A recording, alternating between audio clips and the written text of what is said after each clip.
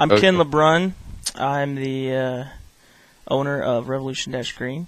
We're here today to talk with Max Miller, and as you can see, he's with irondmax.com.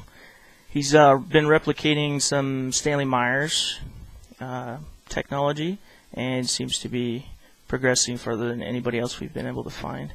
And we're going to talk with him today and get some information on where he's going, how far he's made it, and we got a series of questions to ask him. I also have Chris here. He's my research guy with the website, and he's going to be asking all the questions because he's got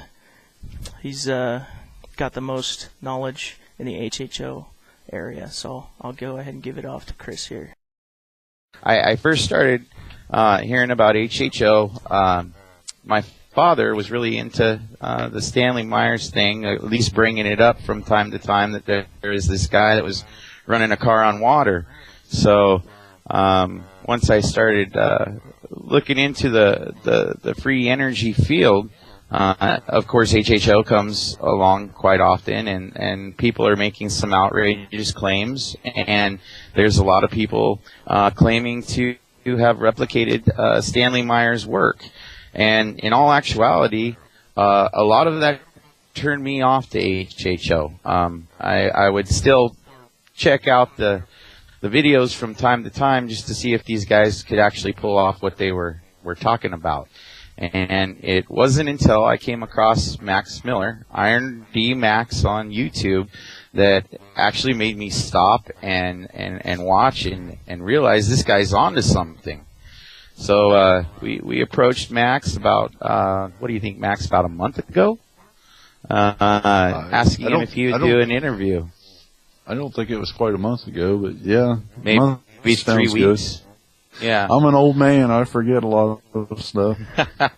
and it really surprised me that he had not been approached for an interview or an article up to this point in time.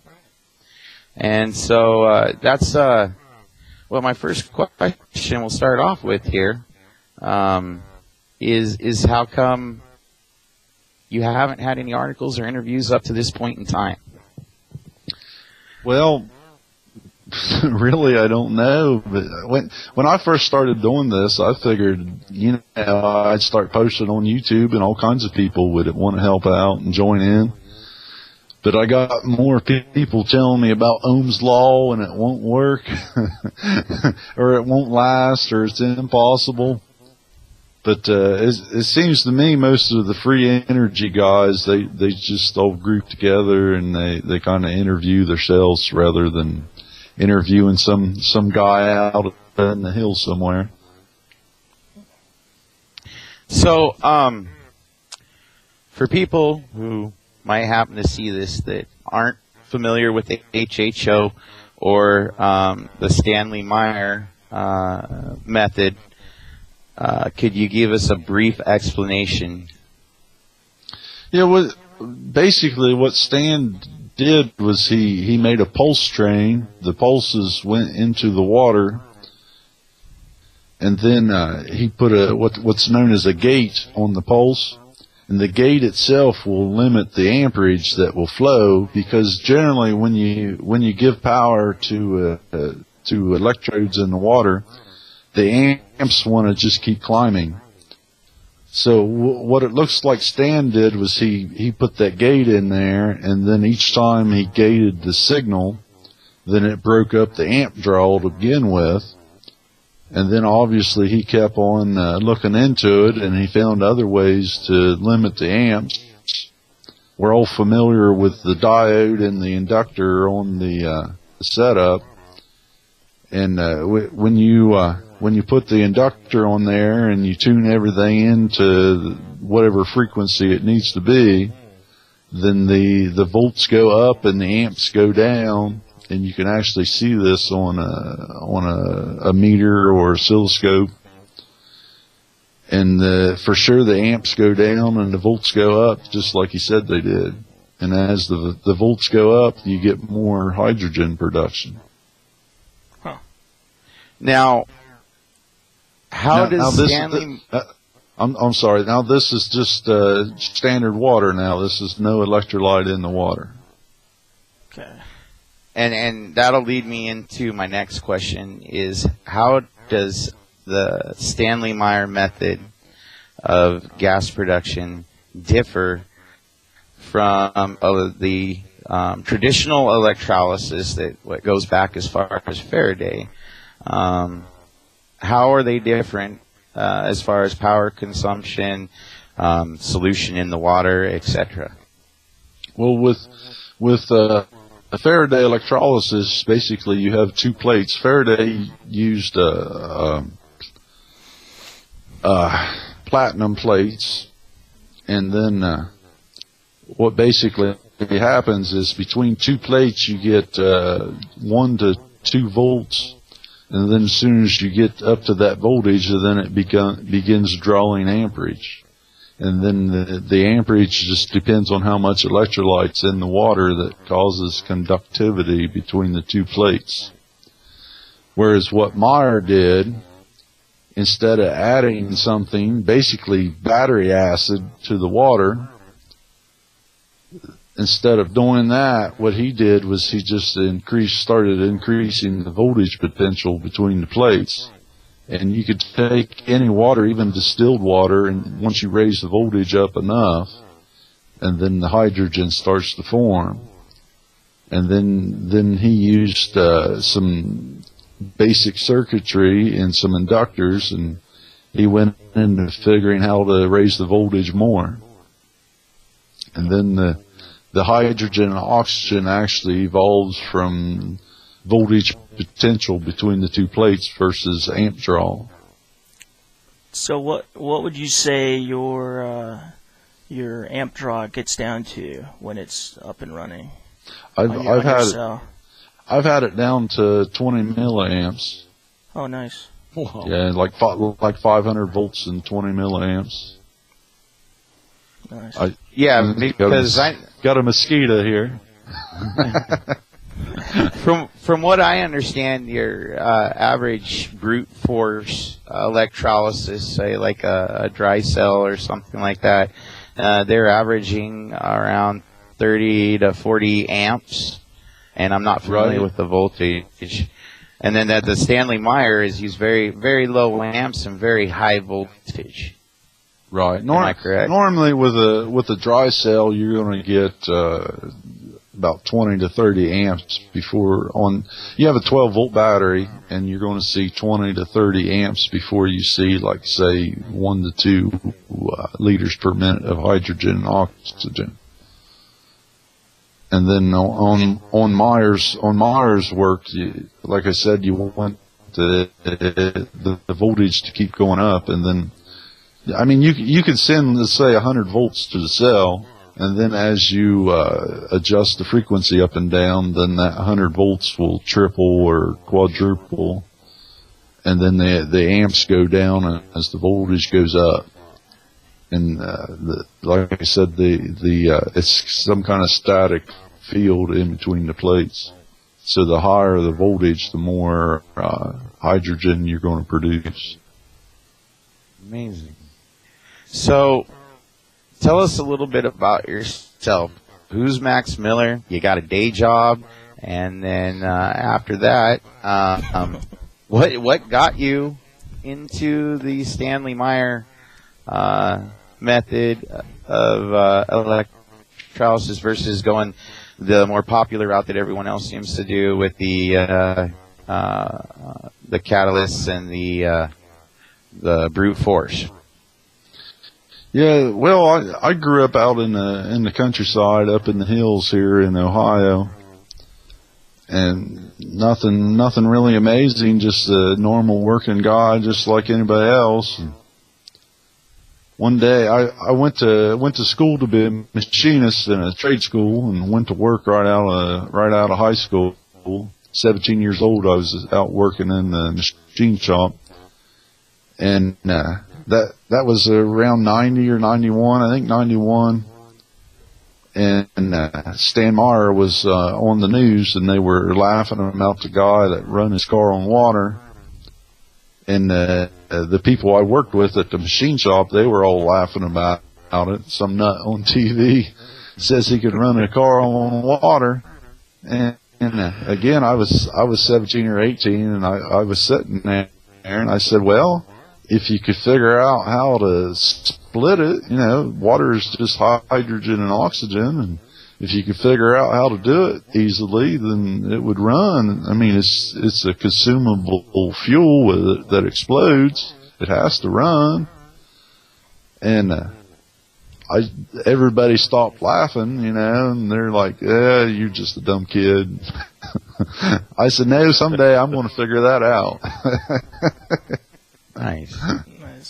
But yeah, I work here in Ohio. Lived here most of my life. I've been around a few different places, a few different countries, but I work for an herbal a manufacturing plant that manufactures an herbal pain patch here in this area, and I run the facilities there to make that patch during the day. Work a 40-hour week just like everybody else. Get my check and go home and cry about how much gas is and how much everything else costs. Okay, so let me see here. So we covered, and what's your opinion of the people who claim Meyer's replication and it's just a set of tubes using brute force, or it's a dry cell using sodium hydroxide and such? Because there seems to be a lot of that on YouTube, and they're all, they claim Stanley Meyer's work, and they just they can't seem to quite catch the whole theme of it. Right. I mean, a lot of people make the tube array, and then they claim that they've done it and try to sell that or whatever, but if they're putting electrolyte in the water, they're just not doing the same thing Stan did. And claims are easy to do, but proof is in what you see in the video. You need to take everybody's video with a grain of salt and look at it and learn from it. And if they're adding electrolyte, it's just not it. If they're only working off 12 volts or 2 volts to each cell, it's just simply not Stan's work. Okay, and I'm going to ask this one. We may not have it in there, and we may edit this out, but your opinions on the Fast Freddy, and then another guy that I kept running into who says he is the leader in the hydrogen field and sells most of Stanley Meyer's public domain information on a DVD, Kevin West. Yeah. And what's your opinion about those two guys? If you don't, I mean, I understand if you don't want to go deeply into it, but I did notice that WTF Productions video that you got where you kind of take a jab at those guys just to let people know what's going on. Fast Freddy obviously was a fraud. That's pretty obvious. If people haven't figured out that he was a fraud, they should have known as soon as they heard his name. anybody with the name of Fast Freddy, they should have knew something was up. But that was all fraud, and I'm sorry for anybody that invested money in that crap, but he was just plain fraud, and he lied. He lied about everything, and he used it to his advantage to get people to donate him money. And Kevin West, I'm really not sure if in his mind he's doing the right thing or not, but leader of the hydrogen revolution, he is not. I think that's pretty safe for me to say about him. In his latest videos, he did start an engine allegedly for about, I don't know, about 2 minutes or less, actually. Probably about 30 to 60 seconds. Is this the video with the sock, sticking the sock in the engine? Yeah, you've seen it too. The sock. maybe the engine was running off his sock. Yeah, well, Yeah. if you dip that thing in gas, there would have been enough vapor in it. And he's using electrolyte now too, and that's why I brought up the previous question. The problem is, I mean, anybody can run an engine on hydrogen and oxygen. It's really not that difficult. I mean, just stick a hose down in the engine and stick a sock in the intake. It's going to run. But you really don't know if there was gasoline left in the. I don't know. Did it have a fuel injected fuel rail? I don't remember. I don't remember either. Was it carbureted? But you really don't know if there was gasoline left. I mean, if you just turn the fuel pump off, there's still gasoline left, and then you go choking the intake. It may suck some gasoline in residual gasoline from the fuel rail or the carburetor. But like I said, it's really not hard to run an engine off of hydrogen and oxygen, or just plain hydrogen. You can just stick a tube right down the intake, and it'll run on hydrogen. So, a question in regards to that: how much hydrogen would it take to run like a 4-cylinder? Have you done anything to calculate that, or? It's not that much. I took the buggy sitting here in my garage, and I just stuck the hose right down the intake, and it started right up. How much flow were you having? Was it like 15 liters per minute, or? I don't even believe it was 15 liters a minute. But Okay. I did a generator. I showed the 100% hydrogen, run the generator, and then the HHO running the same generator, and it really is not that much fuel. You know, obviously, if you were driving down the road at 60 mile an hour, you're going to need a little bit more fuel. Right. Cool. Because I want to get a kind of a do it yourself area on the website set up, and kind of one of the things I will want a calculator set up, some sort of a calculator as to what liter per minute flow you would need to run this cc of an engine, or Yep. kind of get an idea on that, because. But I've heard the argument where it would take 99. You saw that all the posts. You probably saw me commenting on it too. I was the guy that commented about the sticks of dynamite. Remember? right.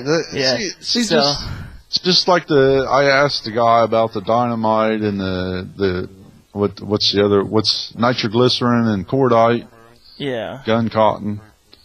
And the simple thing is if it's out in the ambient air, it just the gun cotton kind of burns kind of slow, and then when you trap it inside of the shell, then it explodes with energy. Right. The same thing with the nitroglycerin. If you just explode it on the outside in the ambient air, you get a pretty good explosion. But when you pack it into a paper roll, then it's a huge explosion. And the same thing with HHO. If you take it and just explode it in your hand, I've made several videos where I put it in bubbles and I explode it right there in my hand. Yeah. And that's a lot different if I was to close my hand. Yeah. It's to an open hand. But the same thing with running an engine. It all depends on your fuel mixture. And then Chris and I was talking earlier. Meyer did a whole lot of other things other than just making the HHO. Yeah. And obviously he didn't. If he was making 60 liters a minute, he wouldn't have had to do all those other things to make the engine run. I think we lost you, Max. So if you were to make some kind of scale, you could make a scale on just 100% hydrogen. If you wanted to make some kind of, to figure you can figure the burn rate of hydrogen, and then you can add the burn rate of hydrogen and oxygen. But whenever you try to run an engine, you have ambient air that's obviously going into the engine as well. Yeah. So if you look at what Meyer did, he had all kinds of stuff. He had basically a laser array with a with a static field charge in the intake as well, and then reclaiming the exhaust and everything else. And he did all of this to run the engine, which I have no doubt that he did. But if he didn't just make 60 liters a minute, if he made 60 liters a minute, he could have run the engine without all that other stuff he made. One of the big things on your YouTube channel and your Stanley Meyer's web shop is that you have been duplicating the electronics that Stanley Meyer used, and I think if I get this correct, the 8XA circuit, the 9XA circuit, the 9XB, and the VIC, the voltage intensifier circuit. I'm sorry, go ahead. And basically, you duplicated these circuits using the information straight from the patents and the public domain information that's out there on Stanley Meyer? When I first started doing this, there wasn't all the pictures and the reference material we have now. But I found this report. Someone had made a report on Stan. I think it's all over the internet now, but it had in it the basic circuit diagram. Now, this was some time ago. Like I said before, the information we have now come out and the pictures and stuff. There was this black and white copy of this the main circuit board, and it had a few things missing and these black and white pictures. But you could see the main board, it's just a 555 timer chip and some decade counters. And me and a couple other guys have been working on it, and some other forum groups, they work on it. And Don, I believe his last name's Gable. He actually helped sell the Meyer stuff to the people that bought it. And when he was there, he took a lot of photos and wrote down the schematics and the different chips and everything in the circuitry. And then as time went on, that information got out into the public domain. And basically, Stan's dot, he's passed some years ago, and the patents are all expired. And we actually took Don's information, and we are making the circuits as exactly as they were drawn and the pictures were taken. When he took pictures, you can see the circuit, the number designations on the chips, and obviously resistors have little rings and stuff on them. And then Don had connected the dots between the different components and labeled each one of them. And we just went in and took all of this, and we exactly reproduced the best we could what there was to find. And the main circuit I try to get everybody to work with is the 8XA circuit. And the 8XA is actually the cell and the inductor and the circuit itself with the variac. And then once you see how that works, you have inside of that circuit, what Stan did, I think, was he labeled his pages as, say, 9XD, and that was the circuit on that page. So the 9XD is the regulator. It's a 5 volt and a 12 volt regulator. And then the 8XB page was the main frequency driver with the decade counters and the invert chip. And then the 9XA was the circuit he used on his alternator and some other stuff he used to experiment with.